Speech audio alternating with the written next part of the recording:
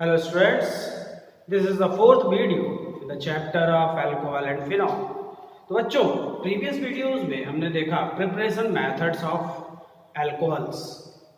अब हम पढ़ने वाले हैं physical properties and chemical properties of alcohol.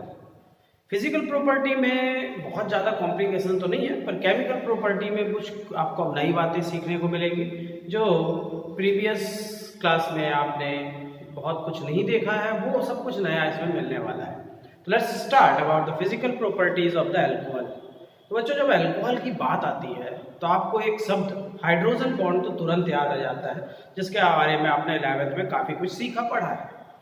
तो अगर हम फिजिकल प्रॉपर्टी में स्टार्ट किया जाए और सबसे पहले हम अल्कोहल की फिजिकल स्टेट पे चर्चा करें, तो फिजिकल स्टेट ऐसा तो कुछ खास चीज़ नहीं है कि अब आपको इससे बहुत क्वेश्चन बनते हैं, लेकिन जनरल अवेयरनेस होनी चाहिए कि अल्कोहल की फिजिकल स्टेट क्या है। तो बच्चों होता क्या है कि जो फर्स्ट 3 मेंबर ऑफ अल्कोहल है, methyl alcohol, ethyl alcohol, propyl alcohol, तो ये फर्स्ट 3 मेंबर होते हैं, ये कलरलेस लिक्विड होते हैं। बाकी अल्कोहल तो आप जानते हो लिक्विड स्टेट पे होते हैं ड्यू टू हाइड्रोजन बॉन्ड। तो फर्स्ट 3 मेंबर कलरलेस लिक्विड होते हैं। फिर उसके बाद के जो मेंबर है यानी 4 कार्बन से लेके 10 कार्बन तक आप चले जाइए तो ये विस्कस होते हैं, चिपचिपे होते हैं, विस्कस होते हैं, ये ऑयली लिक्विड फेज में होते हैं।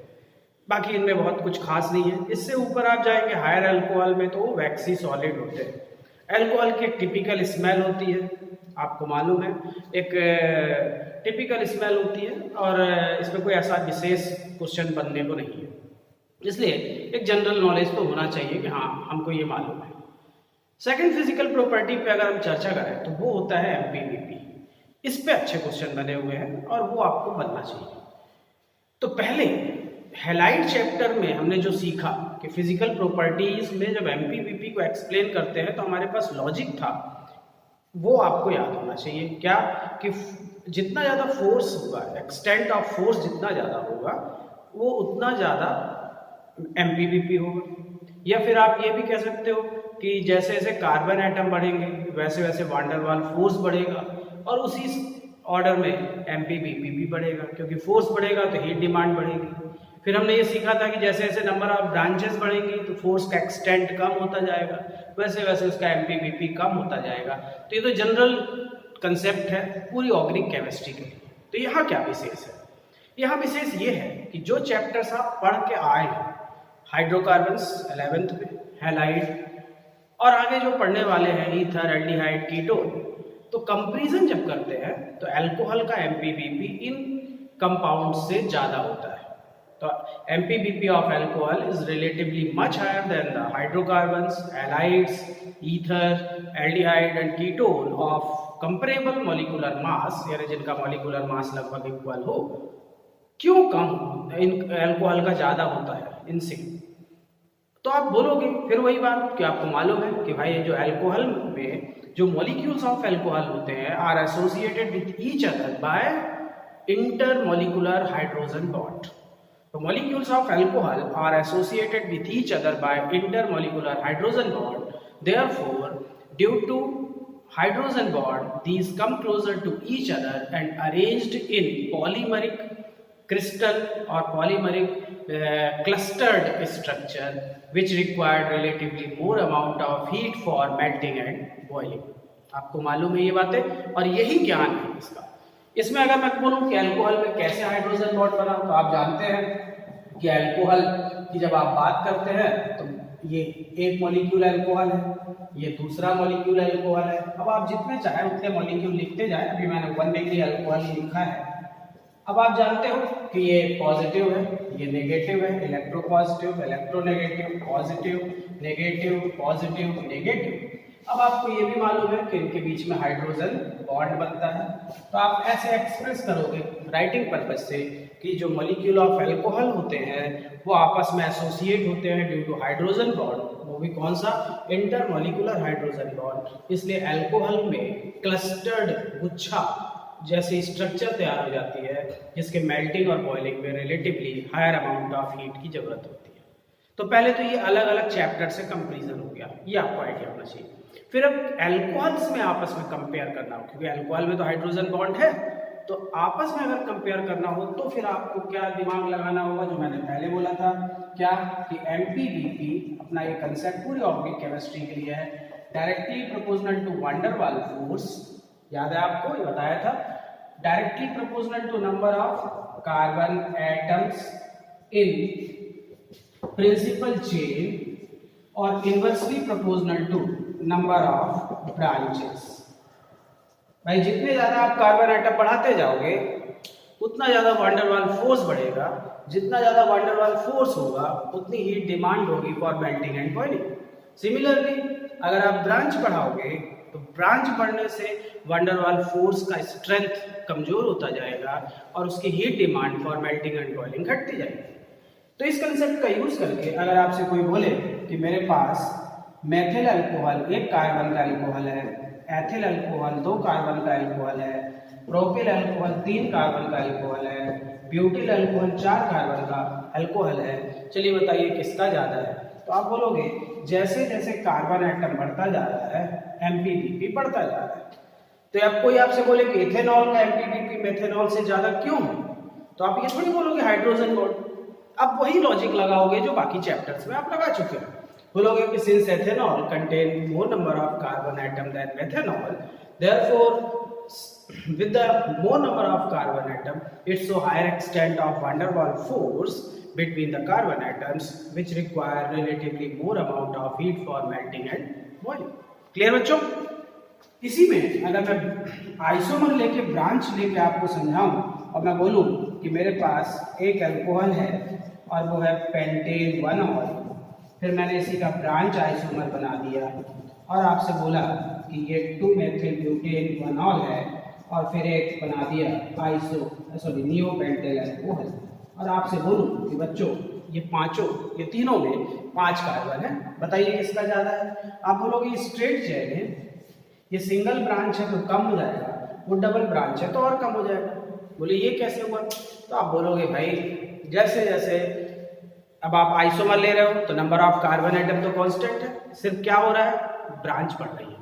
तो आप बोलोगे जैसे जैसे ब्रांचेस बढ़ती हैं strength of van der Waals force कमजोर होता जाता है, और वैन डर वाल्स फोर्स का स्ट्रेंथ जिस रेशियो में कमजोर हो रहा है उसी रेशियो में उसकी हीट डिमांड भी कम होती जाएगी और उसका मेल्टिंग और बॉइलिंग पॉइंट भी उसी रेशियो में घटता जाएगा। क्लियर बच्चों? बहुत सरल है ये, तो आप इन चीजों पे थोड़ा सा दिमाग खर्च करिए, बहुत कठिन नहीं है ये। वैसे ही जैसे हैलाइड में था, हर चैप्टर में ये कंसेप्ट रहेगा कि एमपीबीपी में जब हाइड्रोजन बॉन्ड आता है तो कुछ स्पेशल बात तो जरूर आएगी, लेकिन अगर हाइड्रोजन बॉन्ड के बियॉन्ड कुछ बातें करेंगे तो फिर वो रूल पूरी ऑर्गेनिक केमिस्ट्री के लिए एक जैसे होंगे, कहीं आपको अलग से एफर्ट करने की जरूरत नहीं है। Okay clear? चलिए, तो एमपीबीपी ऑफ अल्कोहल में कुछ खास जरूरत ऐसा स्पेशल हमने नहीं सीखा, हाँ वही रनिंग थ्योरी पढ़ रहे हैं जो हमने सीखी है, बस हाइड्रोजन बॉन्ड नई बात आई इसमें। नेक्स्ट बात करते हैं सॉल्युबिलिटी। अब आप जब सॉल्युबिलिटी बोलते हो तो आपने पढ़ा लास्ट चैप्टर हैलाइड में, देखा हमने कि halides are polar even are insoluble in water, कि हैलाइड पोलर तो है फिर भी पानी में नहीं घुलते। क्यों? बोले यार स्ट्रेंथ ऑफ हाइड्रोजन बॉन्डिंग उनमें होती नहीं है, और हाइड्रोजन बॉन्ड जब वो वाटर मॉलिक्यूल के साथ बना नहीं सकते तो वो डिसॉल्व नहीं होते पानी में। अच्छा, तो अल्कोहल क्या पोलर है? बोले यस अल्कोहल पोलर है। तो क्या अल्कोहल पानी में डिसॉल्व होते हैं? तो बोले आपको ये सब मालूम है, ये तो आपने 11th में खूब सीखा है। हाँ होते हैं, like dissolves like. Hydrogen bond water में भी होता है, हाइड्रोजन बॉन्ड अल्कोहल में भी होता है, और दोनों हाइड्रोजन बॉन्डिंग पैटर्न के कारण सल्यूबल है इन ईच अदर। तो alcohols are soluble in water, तो क्या सभी अल्कोहल है सल्यूबल है पानी में? बोले ये तो जनरल कंसेप्ट होता है कि जैसे जैसे मॉलिक्यूलर मास बढ़ेगा वैसे वैसे वैन डर वाल्स स्ट्रेंथ बढ़ेगी, वैन डर वाल्स फोर्स का स्ट्रेंथ बढ़ेगा, और जैसे जैसे वैन डर वाल्स फोर्स का स्ट्रेंथ बढ़ेगा उसकी सॉल्युबिलिटी घटेगी। तो 3 कार्बन तक के अल्कोहल तो पानी में कंप्लीटली मिसिबल है, पूरी तरह से सॉल्युबल है, लेकिन जैसे जैसे नंबर ऑफ कार्बन आइटम और बढ़ाते जाऊंगा सॉल्युबल तो ये होंगे, लेकिन जो कंप्लीट मिसिबिलिटी है वो घटती जाएगी। तो हम ये जनरल कंसेप्ट लेके चलते हैं क्या कि भाई जो एमपीबीपी है वो तो क्लियर हो गया सॉल्युबिलिटी में कि alcohols are soluble in water because, तो आप बोलोगे क्योंकि अल्कोहल, यहाँ पे आप H कर लो, तो ये अल्कोहल, ये वाटर, ये अल्कोहल, ये वाटर, ऐसे समझा दो। बोले अल्कोहल पानी में सोल्यूबल होता है because due to intermolecular hydrogen bonding between the alcohol and water molecules. पहली बात तो ये क्लियर होगी।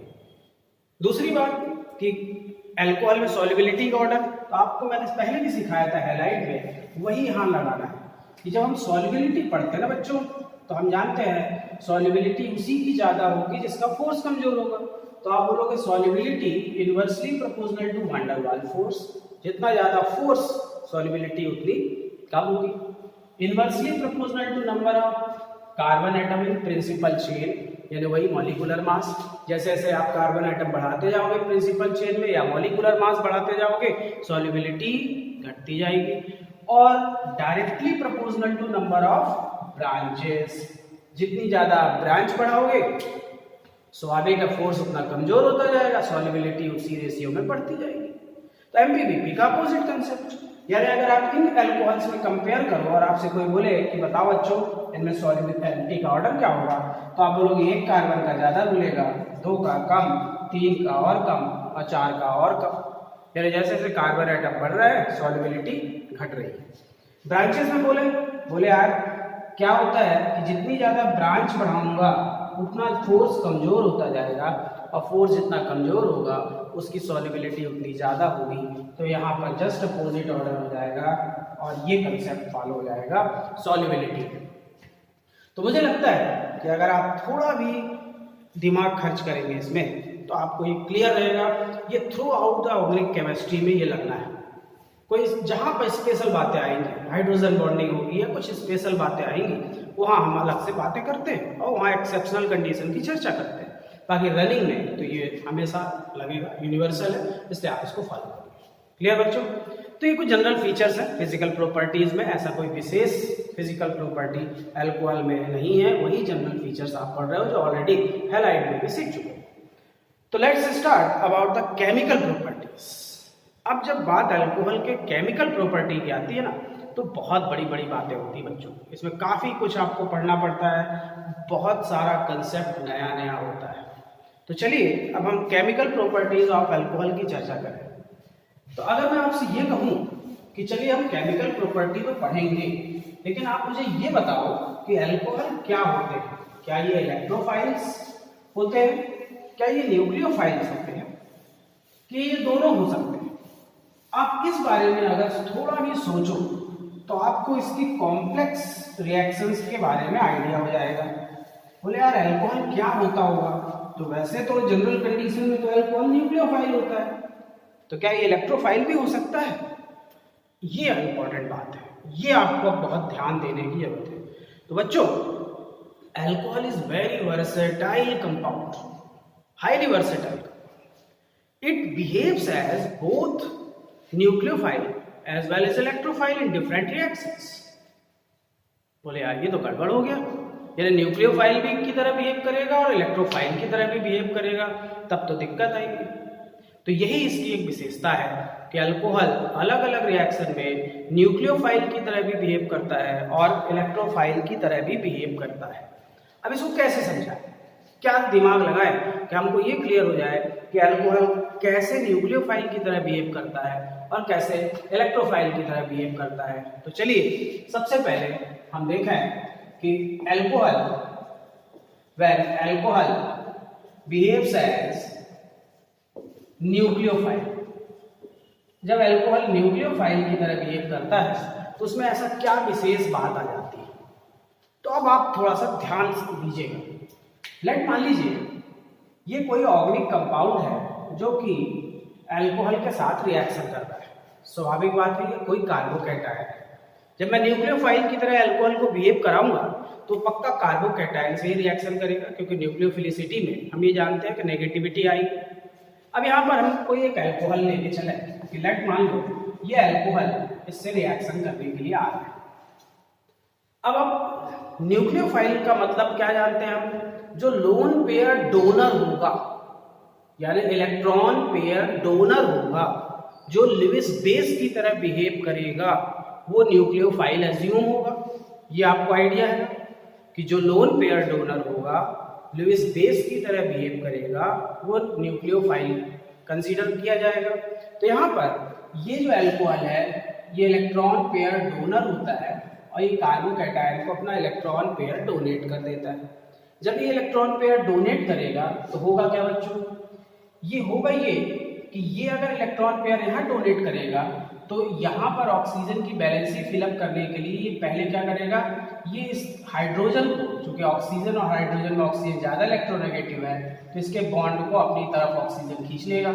ऐसा होने से क्या हो जाएगा, ये कार्बन है, इसमें O आके अटैच हो गया है और फ्री कौन हो गया बच्चों, H+। ये H+ बाकी किसी और से रिएक्शन करेगा और ये प्रोडक्ट तैयार हो गया। यानी यहाँ पर ये क्लियर हो रहा है कि अल्कोहल बिहेव्स एज न्यूक्लियोफाइल। जैसे कि मान लीजिए एक रिएक्शन मैं करा दूं और मैं कहूं मेरे पास CH3COCl एसिटिल क्लोराइड है और एसिटिल क्लोराइड में मैं एथिल अल्कोहल को रिएक्ट करा रहा हूं। अब आप इसको मैकेनिज्म बेस्ड लिखिए और आप ये सोचिए कि अल्कोहल यहाँ न्यूक्लियोफाइल है कि इलेक्ट्रोफाइल है। अब आप जानते हो कि यहाँ पर सबसे पहले क्या होगा, क्लोरीन इज मोर इलेक्ट्रोनेगेटिव, तो क्लोरीन हटेगा। जब क्लोरीन हटेगा तो इस कार्बन पे कौन सा चार्ज आएगा बच्चों, पॉजिटिव चार्ज आएगा, ये कार्बन कार्बोकैटायन है। यहाँ पर क्या होगा, ऑक्सीजन और हाइड्रोजन में ऑक्सीजन इलेक्ट्रॉन पेयर को खींच लेगा तो ये नेगेटिव हो जाएगा और ये पॉजिटिव हो जाएगा। अब ये ऑक्सीजन जो इलेक्ट्रॉन पेयर डोनर है ये इस कार्बोकैटायन पे अटैक कर देगा। जब ऐसा हो जाएगा तो ये तैयार होगा CH3CO और ये वाला O इस कार्बन से आके जुड़ गया C2H5 और एक H और एक Cl आपस में मिलके क्या बन गया, HCl। This one is ester ethyl ethanoate. यानी हमको ये क्लियर हो गया इस छोटे से एग्जांपल से कि अल्कोहल्स आर एक्ट एज और behaves as electron pair donor group. These are considered as Lewis base and always behaves as nucleophile in the different chemical reaction. तो ये बात तो हमको एकदम क्लियर हो गई, हम समझ गए, हाँ ठीक है ये न्यूक्लियोफाइल है। तो क्या ये इलेक्ट्रोफाइल भी है? बोले यार यही तो प्रॉब्लम है कि अल्कोहल में यही विशेषता है कि अल्कोहल न्यूक्लियोफाइल की तरह तो बिहेव करता है बच्चों, साथ ही साथ अल्कोहल इलेक्ट्रोफाइल की तरह भी बिहेव करता है और यहीं पर दिक्कत आ जाती है। तो अब दूसरा कंसेप्ट लेके चलते हैं और हम ये मानते हैं कि क्या अल्कोहल इलेक्ट्रोफाइल की तरह भी बिहेव करेगा, तो देखते हैं और सीखने की कोशिश करते हैं। इन चीज़ों को आप बहुत ध्यान दीजिएगा क्योंकि ये बहुत छोटी बातें होती हैं और इनका इम्पैक्ट बहुत बड़ा होगा। दूसरी कंडीशन लेके चलते हैं कि when alcohol behaves as nucleophile की जगह मैं बोलता हूं इलेक्ट्रोफाइल। तो जब बच्चों ये ध्यान रखना है आपको, ये बहुत बार ये कंसेप्ट आपको पढ़ने को मिलेगा। पूरी ऑर्गेनिक केमिस्ट्री में एक टर्म आएगी प्रोटोनेशन। प्रोटोनेशन बोले ये क्या होता है? बोले यार प्रोटोनेशन एक स्पेशल टर्म है जिसमें क्या होगा कि अल्कोहल जो होगा वो प्रोटॉन को एक्सेप्ट करेगा। अच्छा, इसका मतलब अल्कोहल्स आर प्रोटॉन एक्सेप्टर। अभी क्या बोला था, alcohols are electron pair donor और ये लुईस बेस है और न्यूक्लियोफाइल की तरह बिहेव करते हैं। अब मैं बोल रहा हूं अल्कोहल्स आर प्रोटॉन एक्सेप्टर। तो इसका मतलब जब अल्कोहल प्रोटॉन एक्सेप्ट करता है तो अल्कोहल H को अपने साथ जोड़ के एक प्रोटोनेटेड स्ट्रक्चर बनाता है। क्यों? क्योंकि प्रोटॉन को उसने ऐड कर लिया है। ये फीचर अल्कोहल में भी होता है, ईथर में भी होता है। तो ये प्रोटोनेशन काफी बार आपको सुनने को मिलेगा। जैसे अगर ये इलेक्ट्रोफाइल है और मैं आपको ये कहूं कि लेट मान लो मेरे पास कोई अल्कोहल है और उसमें मैं HBr की रिएक्शन कराता हूं, तो ऐसे तो कोई भी बोल देगा ये हो गई, ये पानी निकल गया, आंसर आ गया। ये इंपॉर्टेंट नहीं है कि आंसर आ गया, उसके पीछे क्या ज्ञान है वो आपको सीखना है। तो इस रिएक्शन में जो पढ़ता है वो बोलेगा HBr, हाइड्रोलिसिस हो जाएगा H+ Br-। अब ये R CH2OH के पास ये प्रोटॉन आएगा and this phenomena is known as protonation. Proton को ऐड कर लेगा ये। अब कैसे ऐड कर लेगा? तो स्वाभाविक बात है, ये H+ है, इसके पास एक भी इलेक्ट्रॉन नहीं है, ये इलेक्ट्रॉन पेयर डोनर है। तो जब ये प्रोटोनेशन होगा तो ये बन जाएगा RCH2OH, और ये H भी आके इससे जुड़ गया है और इस ऑक्सीजन पे पॉजिटिव चार्ज आ जाएगा। क्यों? क्योंकि इसने इलेक्ट्रॉन पेयर डोनेट किया है प्रोटॉन को।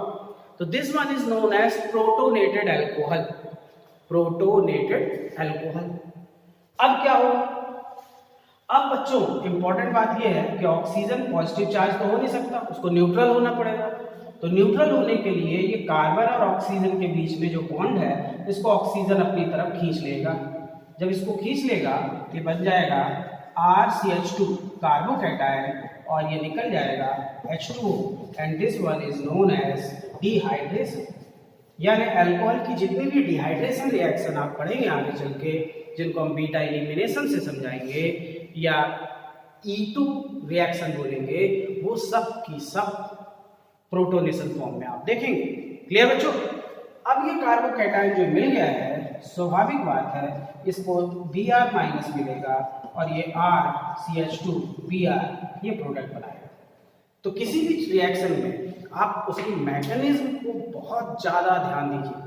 अगर आप मैकेनिज्म को समझते हैं तो उसकी लैंग्वेज बोल पाएंगे, और जो बंदा ऑर्गेनिक में बोल सकता है वो कोई भी रिएक्शन प्रोसीड करा सकता है, रट के नहीं हो सकता।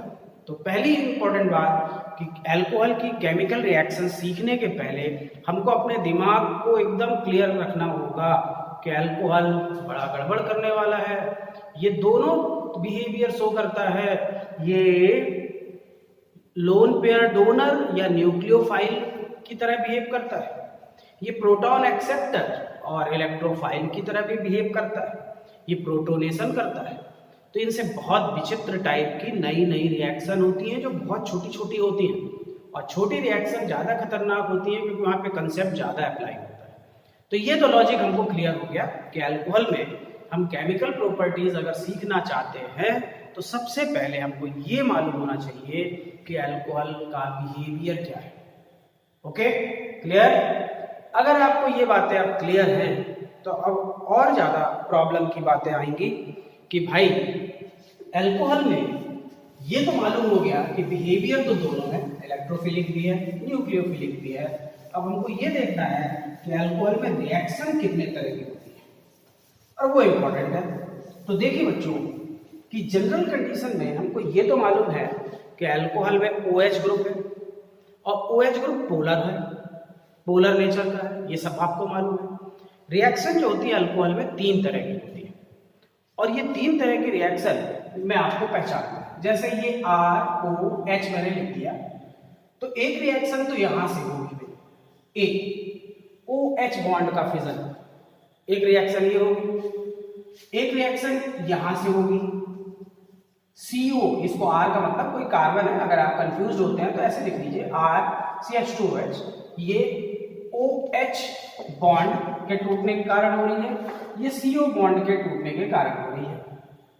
और तीसरी reaction due to complete OH group होगी, कंप्लीट हाइड्रोक्सिल ग्रुप के कारण होगी, यानी सिर्फ OH ग्रुप का वहां यूज होगा, या फिर कंप्लीट एल्किल ग्रुप के कारण होगी।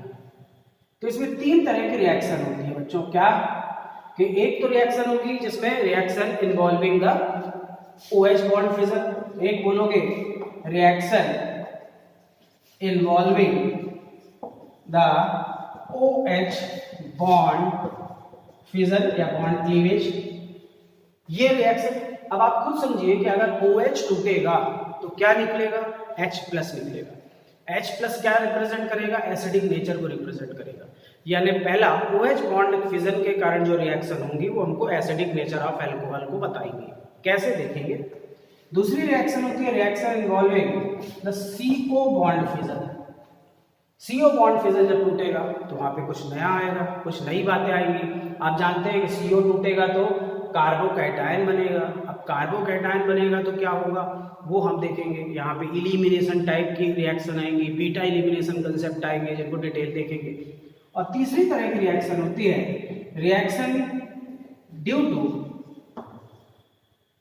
OH OH ग्रुप, पूरे के पूरे OH ग्रुप या पूरे के पूरे एल्केल ग्रुप के कारण। तो केमिकल प्रॉपर्टीज या केमिकल रिएक्शन ऑफ अल्कोहल तीन तरह की हो सकती हैं। एक तो OH बॉन्ड फिजन के कारण रिएक्शन होगी, दूसरा CO बॉन्ड फिजन के कारण रिएक्शन होगी, और तीसरा कंप्लीट हाइड्रोक्सी ग्रुप या कंप्लीट एल्केल ग्रुप के कारण रिएक्शन होगी। अब इन तीनों अलग अलग कैटेगरी के रिएक्शन को हमको अलग अलग तरीके से सीखना होगा, और इनमें सबसे इंपॉर्टेंट जो इनका इनविजिबल कंसेप्ट है उसको ध्यान देना होगा, और वही असली ज्ञान होगा। अगर वो सीख गए तो सब कुछ सरल होगा बच्चों। तो इसमें अब हम एक एक करके इनके बारे में पढ़ते हैं। पहली रिएक्शन लेते हैं, reaction due to OH bond fission. और reaction due to OH bond fission में ऐसा क्या विशेष चीज है और ऐसा क्या मैकेनिज्म है उसको हमको जानना पड़ेगा, तो इस पे हम ध्यान देते हैं। तो पहली रिएक्शन है reaction due to OH bond fission. अब OH बॉन्ड फिजन में जब होगा तो आपके दिमाग में सबसे इंपॉर्टेंट जो बातें आएंगी, और वही क्वेश्चन के फॉर्म पे आपसे पूछी भी जाएंगी कि पहला भाई कि OH बॉन्ड टूटेगा तो क्या निकलेगा, H+ निकलेगा, प्रोटॉन निकलेगा। इसका मतलब alcohol are act as very weak acid, बहुत ही वीक एसिड की तरह बिहेव करते हैं। फिर भी इनकी एसिडिटी ऑर्डर क्या होती है वो पूछा जाता है। फिर इनका OH बॉन्ड फिजन होगा तो इस OH टूटने के लिए रिएक्टिविटी ऑर्डर क्या होगा, वो बहुत इंपॉर्टेंट है, उसको सीखना है, ध्यान दीजिए। तो अगर मैं कहूं कि ये मेरे पास कोई 1 डिग्री अल्कोहल है, ये मेरे पास एक 2 डिग्री अल्कोहल हो गया और एक 3 डिग्री अल्कोहल। अब मैं कहता हूं कि इनमें OH बॉन्ड ब्रेक करने की टेंडेंसी सबसे ज्यादा किसमें है, तो this concept is explained bye +I effect, plus inductive effect. क्या आपको याद है? +I effect is always shown by alkyl groups because all the alkyl groups are act as electron donor। ये ध्यान रखिएगा कि all the alkyl groups are act as electron donor। अब यहाँ पर ऑक्सीजन में ऑलरेडी इलेक्ट्रॉन पेयर है, अगर एल्किल ग्रुप है तो ये +I इफेक्ट लगा रहा है, एक इलेक्ट्रॉन दे रहा है, ये इलेक्ट्रॉन जा किसके पास रहा है, ऑक्सीजन के पास। ऑक्सीजन में अगर इलेक्ट्रॉन की डेंसिटी को आप बढ़ाओगे तो O और H के बीच में अट्रैक्शन क्या होगा, घटेगा कि बढ़ेगा? बोले अट्रैक्शन बढ़ेगा। क्यों? कि O जितना नेगेटिव होगा वो H को उतना खींचेगा, और H को जितना ज्यादा वो खींचेगा उसकी रिएक्टिविटी उतनी कम होगी या एसिडिटी उतनी कम होगी। यानी यहाँ पर आप बोलोगे कि यहाँ पर इलेक्ट्रॉन देने के कारण इसमें अट्रैक्शन बढ़ रहा है, इसलिए H को तोड़ने की टेंडेंसी कम हो रही है। यानी ये H को अगर तोड़ता भी है तो बहुत जनरल कंडीशन पे नहीं तोड़ पाएगा। यही चीज यहाँ देखें, बोले यहाँ तो दो इफेक्ट लग रहे हैं, इंडक्टिव इफेक्ट, डबल ब्रांच है। ये सभी इलेक्ट्रॉन ऑक्सीजन पे जाएंगे तो यहाँ पे अट्रैक्शन फोर्स बढ़ जाएगा, और अट्रैक्शन फोर्स अगर यहाँ पर इतना था तो यहाँ इतना बढ़ जाएगा। तो स्वाभाविक बात है O और H में अट्रैक्शन बढ़ जाने के कारण H का निकलने की टेंडेंसी बहुत कम होती जाएगी। यानी ये ज्यादा H निकालेगा, ये कम H निकालेगा। यानी ये ज्यादा रिएक्टिव है, वो कम रिएक्टिव है। यानी 1 डिग्री ज्यादा एसिडिक है, ये कम एसिडिक है। यही चीज वहां चले, बोले यार यहाँ तो और ज्यादा दिक्कत है, ब्रांच अल्कोहल, 3 तरफ से इलेक्ट्रॉन आए, सभी इलेक्ट्रॉन ऑक्सीजन हो जाएंगे। यहाँ पर फोर्स का स्ट्रेंथ बहुत ज्यादा हो गया है, फोर्स स्ट्रेंथ बढ़ गया है, इसलिए H का निकलने की टेंडेंसी बहुत कम हो जाएगी, यानी रिएक्टिविटी बहुत बहुत बहुत कम हो जाएगी। यानी आपको ये क्लियर हो गया कि रिएक्टिविटी ऑर्डर ऑफ अल्कोहल जो है वो for OH bond fission 1 degree, 2 degree, 3 degree है। 1 degree alcohol is most reactive for OH bond fission, 2 degree is less reactive for OH bond fission, and 3 degree is the least reactive for bond fission। Clear बच्चों? Same यही चीज आप कह सकते हो कि acidity order, तो बोले same explanation 1 degree, 2 degree, 3 degree. Clear? अब इसको अगर मैं शब्दों में समझाऊं तो आप क्या बोलोगे? बोलोगे the reactivity due to OH bond fission or the acidity of the alcohol is explained by the concept of plus I effect, according to which as the number of electron donor alkyl groups which show plus I effect increases around the oxygen atom, these alkyl group donate their electron pair to oxygen atom, due to which the electron density increases, electron density of oxygen increases. Hence, the attraction between the O and H in OH bond between oxygen and hydrogen in OH bond increases.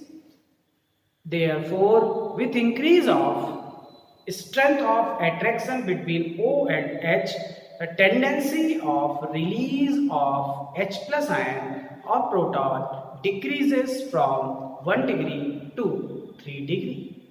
That is why 1 degree is most acidic, 3 degree alcohol is least acidic, or 1 degree alcohol is more reactive और 3 degree alcohol is less reactive. Clear बच्चों? यहां पर आपको ध्यान देना है कि हमको OH बॉन्ड का H निकालना है, तो O पे अगर हम नेगेटिव चार्ज को बढ़ाएंगे तो वो अट्रैक्शन को बढ़ाएगा O और H के, और अगर अट्रैक्शन बढ़ गया तो H निकलना कठिन हो जाएगा। सिमिलरली अगर माइनस आई इफेक्ट वाले ग्रुप में लगा देता, जो अभी नहीं लगा रहा हूँ, बाद में अपन बात करेंगे इनके बारे में, तो वो इलेक्ट्रॉन खींचेंगे। जब इलेक्ट्रॉन लेंगे तो O पे नेगेटिव की जगह पॉजिटिव चार्ज बढ़ेगा, तो माइनस आई इफेक्ट बढ़ा देने पे अल्कोहल में एसिडिटी क्या होगी, और बढ़ेगी। प्लस आई इफेक्ट बढ़ा देने पर एसिडिटी घटेगी। ये तो जनरल कंसेप्ट है, ये हर टॉपिक में अप्लाई होता है। तो पहला ज्ञान ये आपको दिमाग में बैठा देना बच्चों, ये भी कंफ्यूजन होगा, क्योंकि अभी आप जब CO बॉन्ड पढ़ लोगे ना, CO बॉन्ड फिजन, तब दिक्कत आएगी, कंफ्यूजन होगा। तो जो रट्टा मारते हैं वो कंफ्यूज रहते हैं, इसमें ये था उसमें वो था। और जो ज्ञानी होता है, जो ज्ञान से पढ़ता है, नॉलेज जिसके पास है, उसको कंफ्यूजन नहीं होता, वो समझ जाता है कि OH बॉन्ड फिजन आया है, प्लस आई इफेक्ट का लॉजिक लगाऊंगा, और प्लस आई इफेक्ट के हिसाब से मुझे क्लियर हो रहा है कि 1 degree alcohol is most reactive और most acidic, while 3 degree alcohol is least reactive और लीस्ट एसिडिक। क्लियर? तो अगर ये आपको कंसेप्ट क्लियर हो गया तो फिर आप इसकी बड़ी बड़ी रिएक्शंस पे चर्चा कर सकते हैं, और इसकी रिएक्शंस के बारे में आप डिटेल सीख सकते हैं। तो कुछ भी करके आपको कोशिश ये करना है इसके फंडामेंटल्स क्लियर हो कि अल्कोहल की OH बॉन्ड फिजन से हमको एसिडिटी का कंसेप्ट क्लियर होता है, और एसिडिटी का जो कंसेप्ट मिलता है उसमें जो ऑर्डर आता है वो क्या है। क्लियर बच्चों? चलिए अब हम कुछ केमिकल रिएक्शंस देखें। तो अल्कोहल में ऐसी कोई विशेष बड़ी केमिकल रिएक्शन नहीं है, कंसेप्चुअल कुछ रिएक्शन है वो देखते हैं। जैसे ये तो हमें मालूम हो गया कि alcohol act as weak acid. Alcohol का कंपैरिजन भी है फिनॉल के साथ, अभी हम फिनॉल आगे पढ़ेंगे, फिर कंपेयर करेंगे कि अल्कोहल और फिनॉल में ज़्यादा एसिडिक कम एसिडिक क्या है। तो अल्कोहल की एसिडिक है, वीक एसिडिक है। जब वीक एसिडिक है तो कोई भी अल्कोहल अगर होगा तो वो मेटल के साथ, दैट सोडियम के साथ मैं ले लेता हूँ, के साथ रिएक्शन करके प्रोटॉन डोनर का काम करेगा और साल्ट तैयार करेगा। तो alcohols are weak acidic in nature and always form alkoxide salt with the metal, like ये मिल गया आपको सोडियम एल्कोक्साइड। तो ये तो सामान्य ज्ञान है। अब यहाँ पे हार आप कुछ भी लग दो, मेथिल अल्कोहल लोगे, sodium methoxide, sodium ethoxide, sodium प्रोपॉक्साइड, या जो भी अल्कोहल आपको लेना हो। तो ये रिएक्शन इतनी कॉम्प्लिकेटेड चीज नहीं है। आपको ये मालूम हो गया कि अल्कोहल वीक एसिडिक नेचर का होता है। तो क्या अल्कोहल बेस के साथ भी रिएक्शन कर सकता है, कार्बोनेट के साथ कर सकता है, बाइकार्बोनेट के साथ कर सकता है? बोले ना, ये इतना भी एसिडिक नहीं है, बहुत वीक एसिडिक है। इसलिए एक्टिव मेटल के साथ तो जरूर रिएक्शन करता है, लेकिन बेस और साल्ट के साथ रिएक्शन सो नहीं करता। अब एक रिएक्शन हम और देखते हैं जिसके बारे में प्रीवियस 3-4 वीडियो में हमने चर्चा की कि अल्कोहल एसिडिक है। एसिडिक है तो प्रोटॉन डोनर है, और जो प्रोटॉन डोनर है वो Gr के साथ जरूर रिएक्शन करता है। Gr मीन्स ग्रिग्नार्ड रिएजेंट, और मैंने ग्रिग्नार्ड रिएजेंट का कंसेप्ट आपको बता दिया है कि कहाँ पे बॉन्ड ब्रेक होता है, कैसे बॉन्ड ब्रेक होता है और शिफ्टिंग कैसे होती है। तो अगर हम अल्कोहल की रिएक्शन किसी Gr के साथ बढ़ाएं, ग्रिग्नार्ड रिएजेंट के साथ, तो हम ये कहेंगे कि ROH अल्कोहल है और RMG X कोई ग्रिग्नार्ड एजेंट है, एल्किल मैग्नीशियम हैलाइड। आपको ये मालूम है कि बॉन्ड यहाँ से ब्रेक हो रहा है तो O माइनस H प्लस, और अल्कोहल के बाद तो छोड़िए, ग्रिग्नार्ड एजेंट को मैंने आपको कई बार बता दिया कि इसमें ये प्लस और ये माइनस। बस आपको करना क्या है, इधर का माइनस इसके प्लस में ले जाना है और इधर का प्लस इसके माइनस में ले जाना है। यानी when any alcohol react with Grignard agent always form alkane as a product and byproduct is MgOR X known as alkoxy magnesium halide।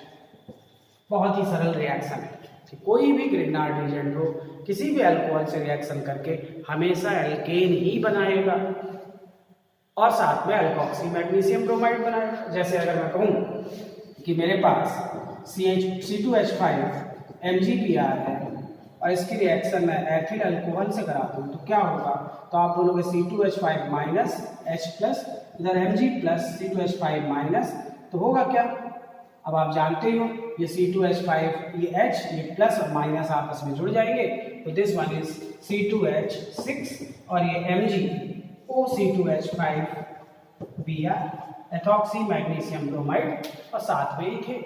ये आपको कितनी भी बड़ी रिएक्शन लिखना हो, इट्स योर चॉइस। ये रिएक्शन सरल कैटेगरी में होती हैं, बहुत ही इजी मानी जाती हैं, इसमें आपको बहुत एक्स्ट्रा एफर्ट की जरूरत नहीं होती। लेकिन यही रिएक्शन का लेवल अगर हम बढ़ाते जाए तो इनका स्ट्रेंथ बढ़ता जाता है और फिर नई बातें आपको सुनने को मिलने लगती हैं। क्या, तो देखिए, अब हम एल्कोहल की रिएक्शन किसी कार्बोक्सिलिक एसिड से कराए तो क्या विशेषता होती है। तो जब अल्कोहल की रिएक्शन बच्चों कार्बोक्सिलिक एसिड से कराते हैं ना तो बहुत सारी बातें आती हैं और उन बहुत सारी बातों से बहुत क्वेश्चन बने हुए हैं। तो सबसे पहले अब हम शुरू करते हैं reaction of alcohol with the carboxylic acids. इसमें क्या विशेषता है। पहली बात, when any alcohol react with the carboxylic acid then by dehydration reaction it always form ester as the product and the process is known as esterification। esterification ये पहला question हुआ। What is the esterification। आप बोलोगे when any alcohol react with the carboxylic acid then by dehydration it form alcohol as ester as the product then the phenomena is known as esterification। पहली important बात। दूसरी important बात कि acid और alcohol में bond कहां से टूटेगा। तो बच्चों जनरल कंसेप्ट तो आपको मालूम है कि कार्बोक्सिलिक एसिड एसिडिक होता है तो बॉन्ड यहां से तोड़ता है, माइनस और प्लस, कार्बोक्सिलेट एनायन बनाता है और H प्लस बनाता है। अभी अभी मैं आपको बता रहा हूं कि अल्कोहल में हम OH बॉन्ड फिजन पढ़ रहे हैं और वहां एसिडिक नेचर पढ़ रहे हैं। एस्टरीफिकेशन में न्यूट्रलाइजेशन नहीं है, यहाँ एसिड और बेस कैरेक्टर नहीं है। यहाँ पर यह ध्यान रखना होगा आपको कि जब कोई कार्बोक्सिलिक एसिड किसी अल्कोहल से रिएक्शन करता है तो सबसे इंपॉर्टेंट बात कि OH बॉन्ड फिजन अल्कोहल का होता है, OH बॉन्ड फिजन, और कार्बोक्सिलिक एसिड का CO बॉन्ड फिजन होता है। ये आपको सबसे इंपॉर्टेंट बात ध्यान देना होगा कि कार्बोक्सिलिक एसिड में कार्बोनिल ग्रुप से CO बॉन्ड फिजन होता है और अल्कोहल का OH बॉन्ड फिजन होता है। ऐसा होने के बाद आपको मालूम है ये H प्लस है, ये OH माइनस है, ये दोनों पानी बन के हट जाएंगे और ये बन जाएगा RCOR ईस्टर और साथ में पानी निकल गया H2, तो ये डिहाइड्रेशन हो गया। अब इसमें इंपॉर्टेंट क्वेश्चन तो ये उठता है कि हाँ हम डिहाइड्रेशन तो समझ गए कि मैं लेट मान लो एक एग्जांपल ले लूं और मैं बोलूं CH3COOH एसिटिक एसिड की रिएक्शन एथिल अल्कोहल से करा रहा हूं तो क्या होगा। तो आप बोलोगे CH3COO C2H5 और plus H2, this one is known as ethyl ethanoate, ester बन गया। तो बोले हाँ ये तो ठीक है, समझ में आ रहा है, लेकिन इस रिएक्शन में विशेष क्या है। अब आप बहुत बात को ध्यान से सुनिए। ये तो क्लियर हो रहा है कि यार रिएक्शन में एसिड का CO बॉन्ड फिजन हो रहा है, OH माइनस निकल रहा है, और अल्कोहल का OH बॉन्ड फिजन हो रहा है, H प्लस निकल रहा है। ये H प्लस और OH माइनस वो एसिड और बेस वाला नेचर नहीं है, ये डिहाइड्रेशन है। जो अभी मैंने थोड़ा देर पहले आपको बताया था कि न्यूक्लियोफाइल की तरह बिहेव करे तो क्या होता है। अब यहाँ पर डिहाइड्रेशन क्या जनरल कंडीशन पे हो जाएगा, अपने आप हो जाएगा, यही इंपॉर्टेंट बात है। तो ईस्ट्रीफिकेशन कभी भी जनरल कंडीशन में अपने आप नहीं होती, वहां पर पानी को निकालने के लिए या COH बॉन्ड को ब्रेक करने के लिए या अल्कोहल के OH बॉन्ड को ब्रेक करने के लिए बाहर से हमें एक मीडियम मिलाना पड़ता है and this medium is known as dehydrating agent. Dehydrating agent concentrated H2SO4। इसलिए जब भी एस्टरीफिकेशन कराते हैं बेटा तो यहाँ पर हमेशा याद रखना होगा डिहाइड्रेटिंग एजेंट होता है कंसंट्रेटेड H2SO4, कंसंट्रेटेड H2SO4। अब इसमें एक और विशेष इंपॉर्टेंट बात, डिहाइड्रेशन हो जो प्रोसेस हो रही है एस्टरीफिकेशन में, यहाँ पर रिवर्सिबिलिटी होती है। This reaction is always reversible in nature. ये अब आपको कंप्लीट ध्यान देना है कि esterification is reversible in nature. When alcohol react with the carboxylic acid in presence of dehydrating agent concentrated H2SO4, then after release of water molecule, these form ester as the product. Then the process is known as esterification, where carboxylic acid show OH bond fission कि CO bond fission, यही ध्यान देना है। So CO bond fission while the alcohol show OH bond fission। ये important बात है, clear. तो अब आपको ओवरऑल समरी ये ध्यान रखना है कि एस्टरीफिकेशन प्रोसेस हमेशा रिवर्सिबल है, एस्टरीफिकेशन हमेशा कंसंट्रेटेड H2SO4 से होती है। लेकिन यहीं पर एक नेम रिएक्शन आ जाती है बच्चों, और वो नेम रिएक्शन कई बार पूछी गई है and this one is Fischer Speier esterification. बोले यार एस्टरीफिकेशन तक तो ठीक था, अब ये नया नाम क्या आ गया, फिशर-सैपियर एस्टरीफिकेशन। तो फिशर-सैपियर एस्टरीफिकेशन में विशेष इसमें इतना नहीं है कि आपको बहुत कंफ्यूजन होना पड़े, है ना। फिशर-सैपियर एस्टरीफिकेशन कई बुक्स में अलग अलग स्पेलिंग लिखी हुई है। फिशर-सैपियर एस्टरीफिकेशन ये क्या है, तो आपको बस यही ध्यान देना है कि अगर मुझसे एस्टरीफिकेशन बनता है तो फिशर-सैपियर एस्टरीफिकेशन तो गारंटीड बनेगा। क्या फर्क है, बोले बच्चों एस्टरीफिकेशन में आपने डिहाइड्रेटिंग एजेंट के रूप में कंसंट्रेटेड H2SO4 लिया है और ये रिवर्सिबल रिएक्शन है। लेकिन फिशर-सैपियर एस्टरीफिकेशन में आप हमेशा कंसंट्रेटेड H2SO4 की जगह पर HCl गैस का यूज करते हैं, हाइड्रोक्लोरिक एसिड HCl गैस। तो अगर यहाँ पर सिर्फ मैं इसको उड़ा दूं और यहाँ पे HCl लिख दूं तो this reaction is known as Fischer Speier esterification. बस, तो अगर आपको एस्टरीफिकेशन बनता है तो बस आपको फिशर-सैपियर एस्टरीफिकेशन के लिए एक्स्ट्रा एफर्ट करने की जरूरत नहीं है। बस आपको ये क्लियर होना चाहिए कि एस्टरीफिकेशन में हम कंसंट्रेटेड H2SO4 लेते हैं और फिशर-सैपियर एस्टरीफिकेशन में हम हमेशा HCl गैस यूज करते हैं। याद रहेगा आपको। तो ये कंसेप्ट अगर आपके दिमाग में बैठ गए कि भाई एस्टरीफिकेशन क्या होता है, फिशर-सैपियर एस्टरीफिकेशन क्या है, किसकी प्रेजेंस में होता है, कौन सा मीडियम है, रिवर्सिबिलिटी है, डिहाइड्रेशन की प्रोसेस हो रही है और यहाँ पर अल्कोहल की नेचर क्या है, लुईस इलेक्ट्रोफाइल न्यूक्लियोफाइल, ये बातें क्लियर। अब इंपॉर्टेंट एक और क्वेश्चन इसमें बना है बच्चों कि एस्टरीफिकेशन में अल्कोहल का रिएक्टिविटी ऑर्डर क्या होगा और सिमिलरली एसिड का भी रिएक्टिविटी ऑर्डर क्या होगा। तो इसमें आपको ये ध्यान देना होगा कि अगर मैं कहूँ अल्कोहल में, तो आपको मालूम है OH बॉन्ड फिजन हो रहा है, तो अल्कोहल की रिएक्टिविटी ऑर्डर तो आपको ऑलरेडी मालूम है, methyl 1 degree 2 degree 3 degree. For esterification the reactivity order of alcohol is methyl is most reactive, then 1 degree 2 degree 3 degree similar. और कार्बोक्सिलिक एसिड में भी सेम कंसेप्ट लगेगा, जितना छोटा कार्बोक्सिलिक एसिड या जितना कम प्लस आई इफेक्ट होगा उतना ज़्यादा ये भी रिएक्टिव होगा और सेम ऑर्डर में ये बढ़ता चला जाएगा। आपको जितने मन हो उतने कार्बन बढ़ाते चले जाओ और आप बोल दोगे ये रिएक्टिविटी का ऑर्डर होगा फॉर एस्टरिफिकेशन। तो किसी भी कंडीशन में अगर आपको एस्टरिफिकेशन का क्वेश्चन आ गया तो आपके दिमाग में आ जाएगा कि हाँ भाई एक फिक्स्ड ऑर्डर लेके चलना है। अलग अलग एसिड से में अगर आपसे कोई बोल दे कि बताओ इनमें से कौन सा एसिड ज़्यादा एस्टरिफिकेशन करता है, कौन सा एसिड कम एस्टरिफिकेशन करता है, तो आप बहुत सरलता से आंसर बता सकते हो कि नहीं बता सकते, बहुत ईजी बता सकते हो। अब आपको ये तो क्लियर हो गया कि जब कार्बोक्सिलिक एसिड अल्कोहल के साथ रिएक्शन करता है तो ईस्टर बनाता है, तो एसिड के डेरिवेटिव्स क्या करते होंगे?